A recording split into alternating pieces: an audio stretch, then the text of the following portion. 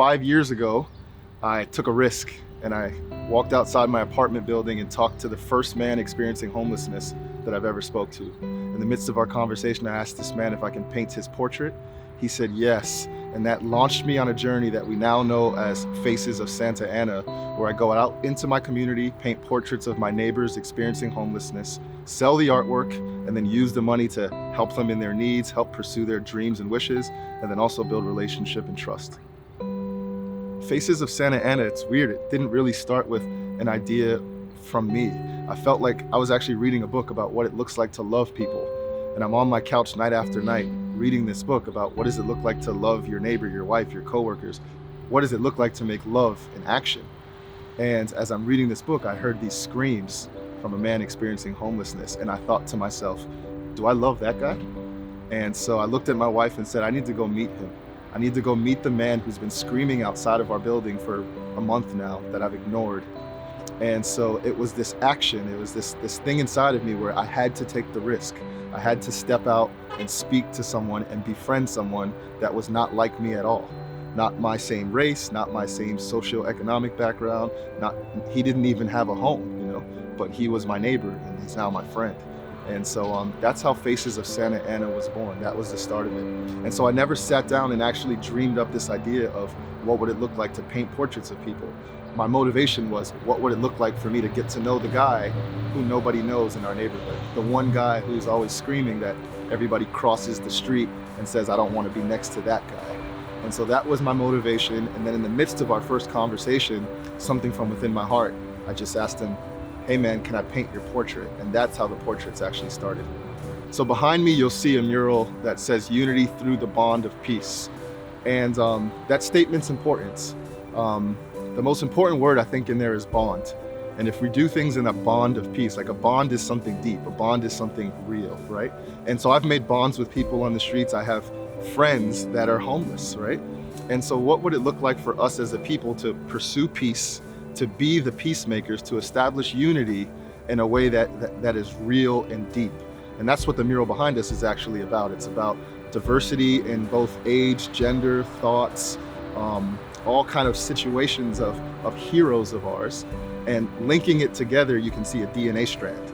And so the statement of this wall is that we are all the same. We're all human beings. We all have the same internals. And what would it look like to bond ourselves together in unity and peace? And I would say that in order to do that, we have to be comfortable taking risks. We have to confront fear, and we have to step out and do things we've never done. So on the Unity Wall, we'll start with the design process. This was actually a pretty interesting project for us. It was actually sort of envisioned by a woman who I know. Her name is Ruth Prentice. She went to college with me. And she called me one morning and she said, Brian, I was on a run and I feel like I had a vision from God. That's what she said. And she said, I saw this wall that was blue on one side, red on the other side, and the blue and red are blending to become purple in the middle. And it was obviously sort of a take on the political atmosphere of red versus blue now, but it's even deeper than that, right? And so she said, could you find a wall, install this mural somewhere, I'll fund it, and together we can have a wall where people stand in the middle and they say, I'm not going to be divisive, I'm going to be a unifying peacemaker. And so that was the initial charge, and then we needed to find a wall. So I had spoken here at Osea Charter School a couple times. I always make it a point to take my art into schools to inspire children. And I knew Osea wanted a mural. So I said, hey, I have someone that wants to fund a mural. Would you give us your wall? And so then it became a collaborative process. I told them the wall has to have blue and red becoming purple in the middle. But then the wall, we want you to sort of put input on who the faces would be on the wall. So the faces you see behind us are largely chosen by students and colleagues of Osea, their board, their executive directors. And so it was a true collaboration. And we had a bunch of names and filtered them down. So now here we get to the names. So the first person on the left is Rosa Parks. Obviously, everybody knows what Rosa Parks did for sort of civil rights and for the rights of African Americans. So she's memorialized on the wall behind us. Next is Malala. I didn't even know who Malala was when the name was recommended, so I got to do a little bit of a history lesson myself. So Malala was fighting for educational rights in Pakistan for women and children. She was actually shot in the head in the midst of a protest, but she's still fighting. She's actually up for a Nobel Peace Prize for her work.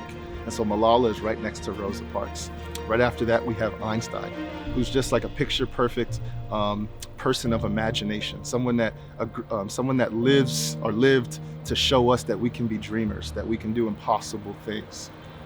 On the other side of him, we have Frida Kahlo, who is so much of a hero here in Santa Ana. She's a fine artist, and we've had a lot of people stop their cars, come up and take pictures in front of Frida. There's something about her that connects with the people of Santa Ana in a way that really no one else on the wall does. It's pretty incredible.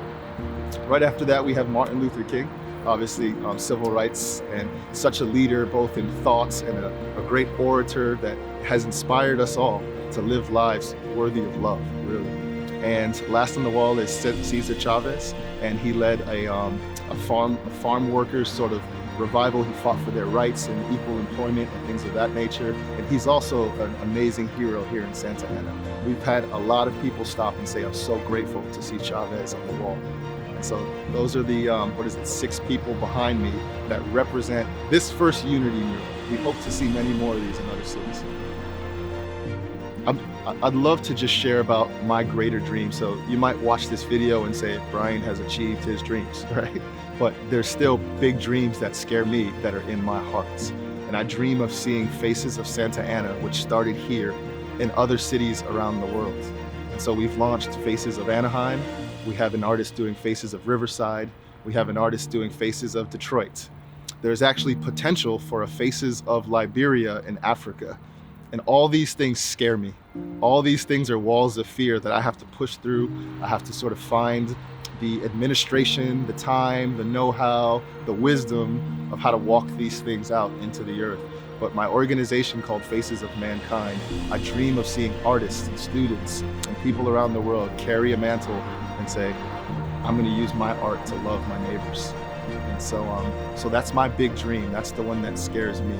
And anybody watching, I encourage you to share your dream that scares you with someone else. Share that big dream that seems impossible. Because once you speak it, it comes from out of your body. Now it's real. It's in front of us. We can talk about it. And so I hope dialogue begins after this video.